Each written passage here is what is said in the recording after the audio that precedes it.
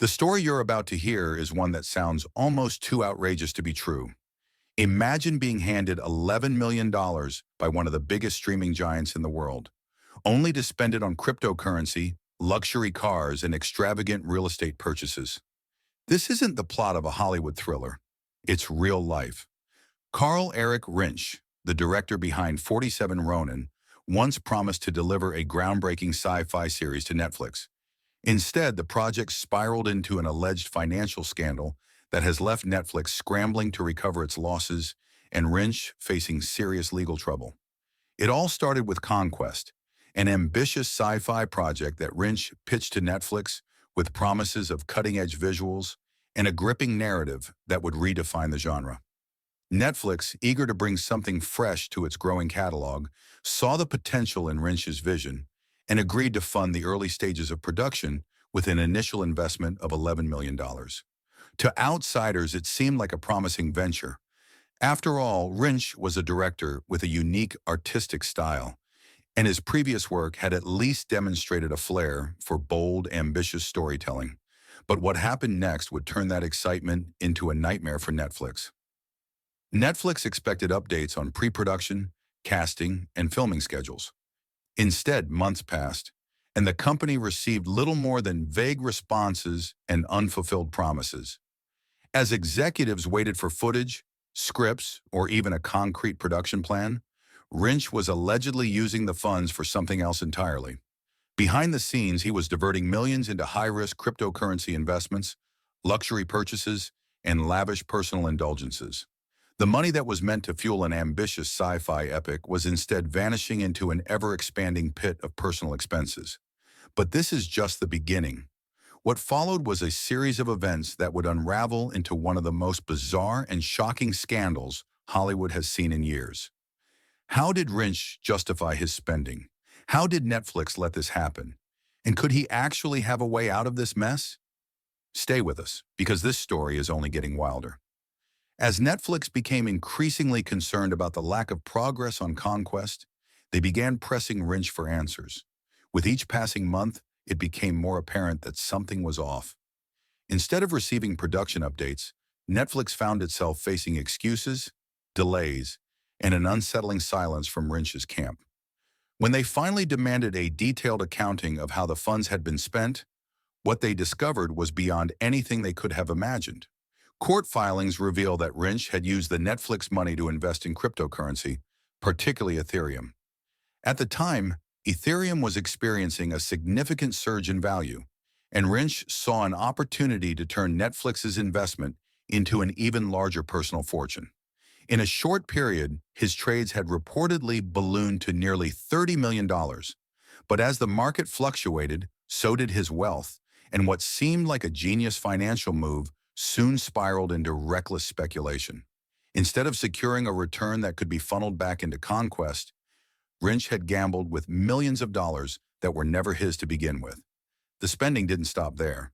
Legal documents indicate that Rinsch purchased luxury cars, including a Rolls-Royce Ghost and a Ferrari, each worth hundreds of thousands of dollars.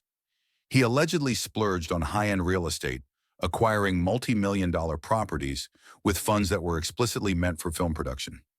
His lifestyle became one of extravagance, one that had nothing to do with the sci-fi series he had promised to create.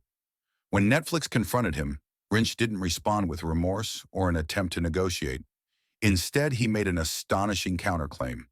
He insisted that Netflix actually owed him more money.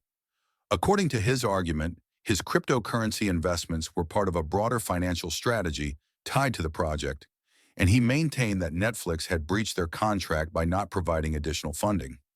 In his mind, he was not the fraudster, he was the one being wronged. He even attempted to demand more money from Netflix, claiming that the financial arrangements they had agreed upon had left him in a vulnerable position. This argument did little to sway Netflix's legal team, who promptly escalated the situation. A lawsuit was filed, and the streaming giant accused Rinsch of fraud, mismanagement of funds, and deliberate deception. Question guys, have you ever considered a custom neon sign? That's today's sponsor, Glowio.com. Simply go to their website and click the tab that says Custom Neon Builder, but type your custom neon idea. Wow, looks great. Then, check out, and it will be shipped directly to your door.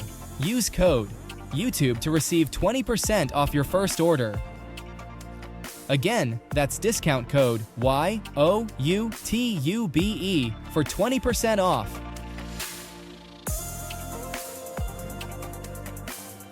With $11 million unaccounted for and no viable production to show for it, Netflix had no choice but to take the matter to court.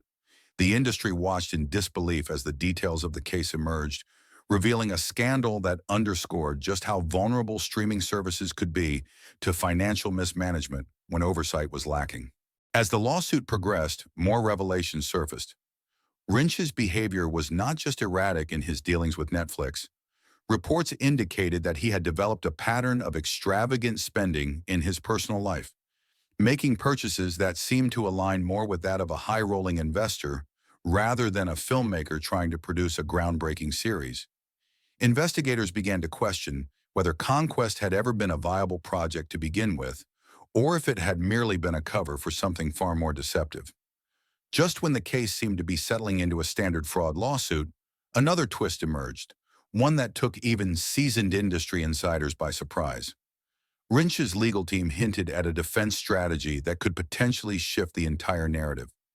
It wasn't just about reckless financial decisions anymore. There was a suggestion that a critical loophole in his contract could provide him with a legal escape route. Could it be possible that, despite the damning evidence against him, Rinsch was not entirely without legal footing? Questions began swirling around whether Netflix's handling of the agreement had inadvertently left them vulnerable to counterclaims. If Rinsch's lawyers could successfully argue that Netflix had failed to meet certain contractual obligations, such as additional funding or specific production approvals, then the entire case could take a dramatic turn. As the trial loomed, industry insiders, legal analysts, and the public speculated on whether this once promising filmmaker had a last-minute legal maneuver that no one had anticipated, one that could allow him to walk away from this scandal unscathed. At the 6-minute mark, the case reached its most dramatic point. Rinsch was not just facing a civil lawsuit. There were now discussions of possible criminal charges. If convicted of fraud, he could be looking at severe penalties, including potential prison time. Meanwhile, Netflix, determined to set a precedent, continued to aggressively pursue every legal avenue available to recover their lost millions. Hollywood insiders were left questioning how an industry giant like Netflix could have fallen victim to such an elaborate misuse of funds. Was this a one-time anomaly, or did it reveal deeper vulnerabilities in how streaming services greenlight and fund projects? The scandal raised pressing concerns about financial oversight in the entertainment industry. Would future deals come with stricter conditions, requiring filmmakers to provide proof of how every dollar is spent? Would directors and producers now face more intense scrutiny before receiving funding for passion projects? The industry was watching, and the fallout from this case could change how projects are approved for years to come. The real question now is what happens next. With the lawsuit ongoing and potential criminal investigations still unfolding, Rinsch's fate hangs in the balance. If the allegations hold up in court, he could become one of the most infamous cautionary tales in Hollywood finance. If he somehow manages to win, it could shake the entire system, forcing Netflix and other streaming giants to rethink their funding strategies entirely. This story isn't just about Carl Erik Rinsch. It's about the intersection of ambition, greed, and the ever-growing stakes of the streaming industry. It's about the fine line between visionary filmmaking and reckless financial mismanagement. Whether he's guilty of outright fraud or just a filmmaker who took too many financial risks, one thing is certain: his career will never be the same. What do you think? Was this an elaborate scam, or does Rinsch have a legitimate case against Netflix? Let us know in the comments, and if you enjoyed this deep dive, don't forget to like, subscribe, and stay tuned for more incredible Hollywood investigations.